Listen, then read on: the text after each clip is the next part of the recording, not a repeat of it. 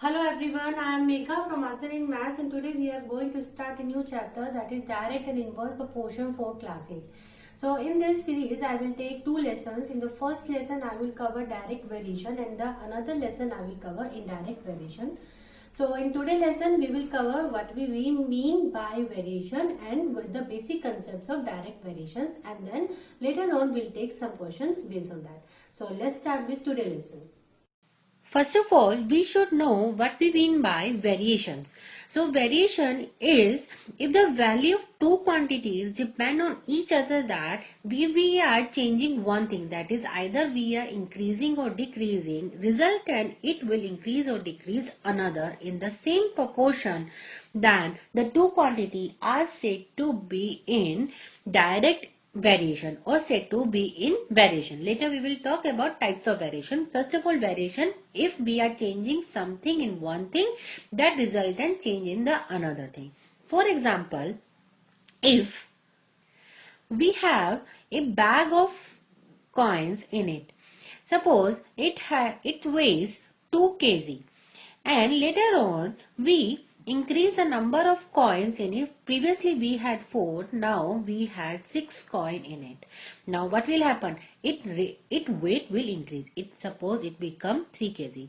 So now what we can say, as number of coins are increases, that implies weight increases. So it means if we increase the number of coins in a bag, then the weight of bag will also increase, direct proportional to weight of bag. So in that case we can take some other example. Suppose we have a parking lot and in that we can park 10 cars. Later on we increase the parking lot, so it means we can park more car in that. So it means more the parking lot, more the car we can park. Similarly, if we increase the number of students in a hostel and we are taking 100 kg of rice per day, but later on if the number of students increases, then the consumption of food will increase. So these are the some example that varies. If something is increasing or decreasing, the another thing will also varies. So these are some example of variation. Now variation are of two types, that is direct variation and indirect variation. So in today's session, we will talk only about the direct variation. What we mean by direct variation. For that, let's take one example. If we have a book cost rupees 5. Then how much the book, two books cost? One book cost rupees 5. Then two books cost will be rupees 5 times number of book, that is 2, that is rupees 10. Suppose we have 3 books, then the 3 book cost will be rupees 5 by number of book, that is 3, that will be rupees 15. So here we can clearly see, if we are increasing the number of books, the price, the cost of books also increasing. So we can make a table for this, like we have books and here we have cost over here. So if we have 1, the cost is 5. If we have 2, the cost is 10. If we have 3, the cost is 15. Now we can write it is in the ratio 1 by 5. Then this is 2 by 10. Then this is 3 by 15. If we see these ratio, if we simplify 2 by 10 in the simplest form, what we will get? 1 by 5. Similarly, if we simplify this, we will get 1 by 5. So these are all in the same ratio.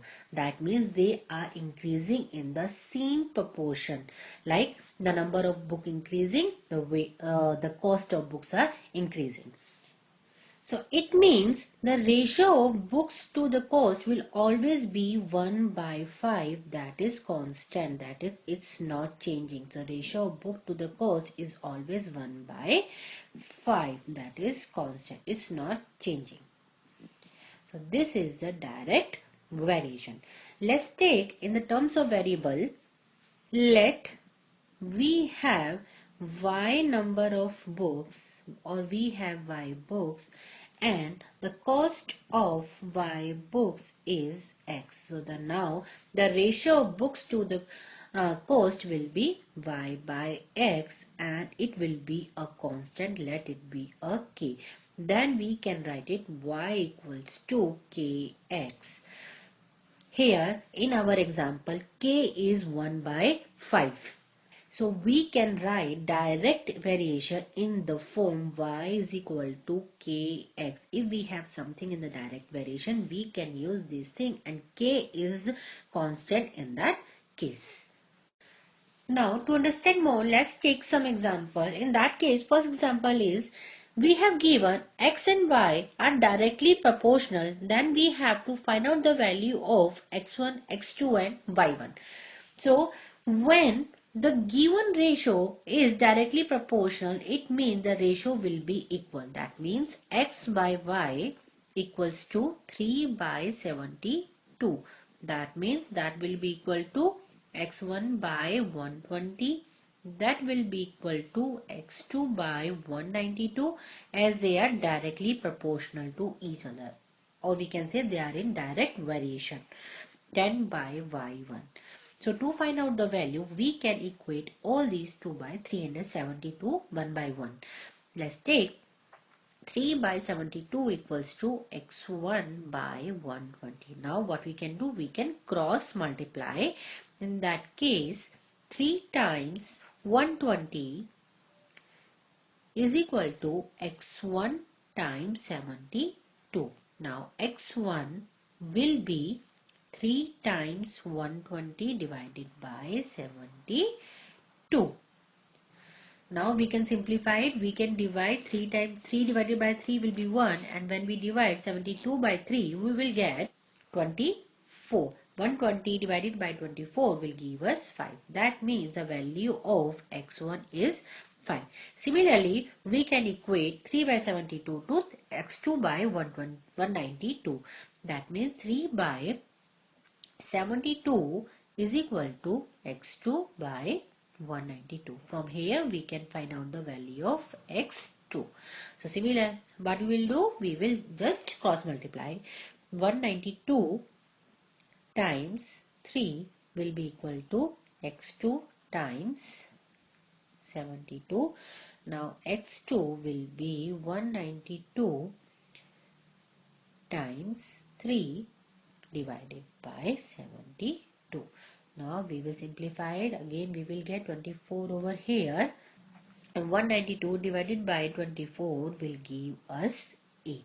That means the value of X2 is equal to 8. Now to find the value of Y1, we will do the similar steps. 3 by 72 will be equal to 10 by Y1. Again we will just cross multiply. What we will get? Y1 times 3 equals to 10 times 72. Now Y1 equals to 10 times 72 divided by 3. Now 72 divided by 3 will give us 24, and 24 times 10 will give us 240. That means Y1 is equal to 240. So here we get all the values. X1 is 5, X2 as 8, and Y1 as 240. So when we have given something in directly proportional, or in the direct variation, we can keep the ratio, we can equate the ratio like we did in this question. Next question we have, if bus travel 15 km in 30 minutes and if the speed of the bus will remain same, how far it will go in X hours? So what we will do such type of question by making a table only. So here we have two things. One is distance and another is time. As we know, for the ratio, the unit should be same. So we will take either time in hours or minutes. Here we are taking in hours. We can take in minutes also. It doesn't make any difference. Answer will be same in hours. Correct. So 15, if it travels 15 km, how much time it's taking? 30 minutes. 30 minutes means if we convert into hours, that will be 30 by 60 hours. Now, if the speed remains same, how far it will go? So here we don't know the distance, so let it be x kilometer, and the time is 6 hours. So now we have the same, as the speed is same, so more distance will be covered in more time. So here we have direct variation.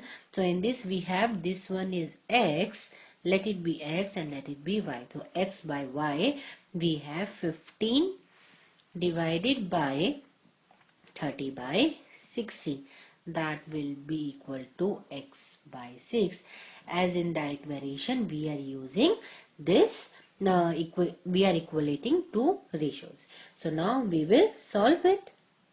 We will simply cross multiply. Here 30 by 60 in the denominator, so we will get 15 times 6 will be equal to x times 30 by 60.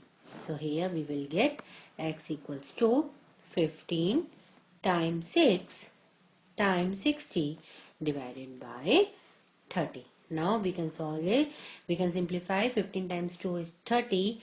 2 times 3 is 6 and 60 times 3 is 180. So it means in 6 hours they will cover 180 kilometer. Next question we have, for the complete combustion of 10 kg propane, the oxygen required is 50 kg. So how much oxygen we will require for complete combustion of 3 kg propane? So in this what we have two things, that is mass of propane and the mass of oxygen required. So we will take in this proportion, or we will make the ratio for this. Mass of propane and mass of oxygen required. So for 10 kg of propane, we require 50 kg of oxygen, right? 10 kg, here we have 50 kg. Now, how much oxygen required for complete, means propane is 3 kg and we don't know how much oxygen is required, let it be the x kg. Since they are in the direct variation, so less propane will require less oxygen. So we will make the equation over here like the ratio 10 by 50, as they are in the direct proportion, will be equal to 3 by x. Now we will cross multiply. 10 times x equals to 3 times 50. Here x will be equal to 3 times 50 divided by 10. Now 10 times 5 is 50. 5 times 3 is 15. So it means 15 kg of oxygen required for complete combustion of 3 kg propane. Next question we have a 8 meter 40 centimeter high vertical pole cast a shadow of 4 meter 80 centimeter. And in this we have to find out two things. We have to find out the length of the shadow cast by another pole at the same time, and the height of a pole which casts a shadow 4 meter long. So what we will do, as they are in the direct variation, so length of the shadow will increase with the height of the pole. So here in this we have two things. First thing, we have length of the shadow, and the another thing we have height of pole. Here we have second thing, height of pole. So length of shadow is 4 meter 80 centimeter. So we can write it as 4.8 meter. Then the height of the pole is 8 meter 40 centimeter, that we can write as 8.4 meter. Now we have to find out the length of the pole, let it be x, which casts a shadow of height 12 meter 25 centimeter. Height of the pole is 12.25 meter.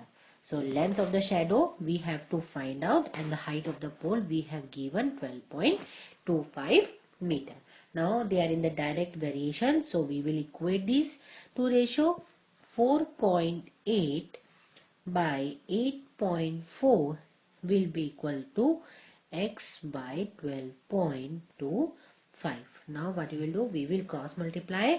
We will have 4.8 times 12.25 is equal to x times 8.4. Now x will be equal to 4.8 times 12.25 divided by 8.4.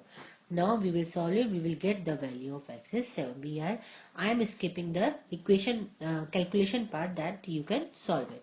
X is equal to 7. So it means the length of the shadow, the pole of the height 12.25 meter will cast a shadow of 7 meter. Now the another part. In this we have to find out the height of the pole, and we have given the shadow. So similarly we will have two things, that is length of shadow,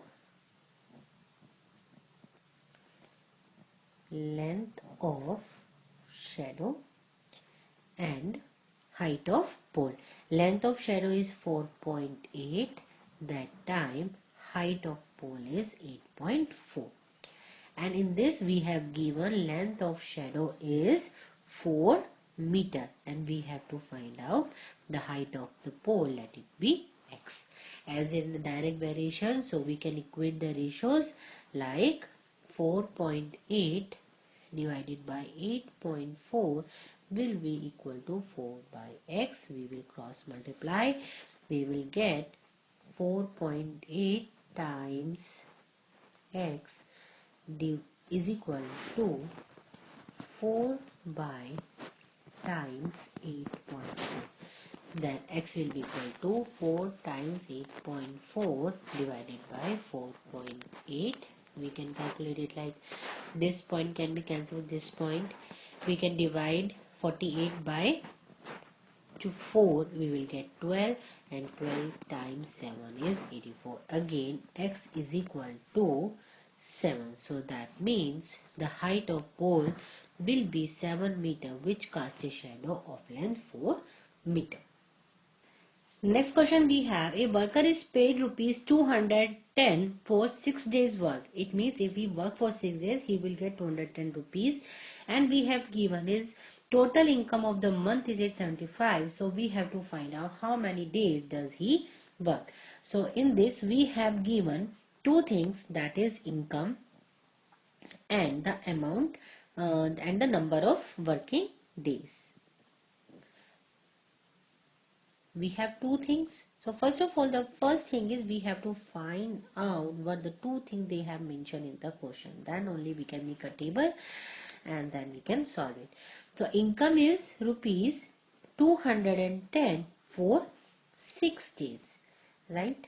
Now income is rupees 875. Now we don't know how many days it will be x. So it means if we work for more days, more income he will get. Now we can equate these ratios. 210 divided by 6 will be equal to 875 by x. Cross multiply. 210 times x will be equal to 875 times 6. X will be equal to 875 times 6 divided by 210. When we solve it, we will get the value of x is 25. That means he worked for 25 days, so he get rupees 875 for a complete month. So in this video or in the today's session, I cover the direct variation. In my next video, I will cover indirect variation. So in this I explained what we mean by the direct variation and took some examples and the word poem based on that. If you have any particular question, if you are not getting any question, please write to me on my comment section. Please be specific while writing which part of the video you are not getting, so I will help you. And friends, don't forget to like, share my videos. If you are new to my channel, don't forget to subscribe. Thank you for watching.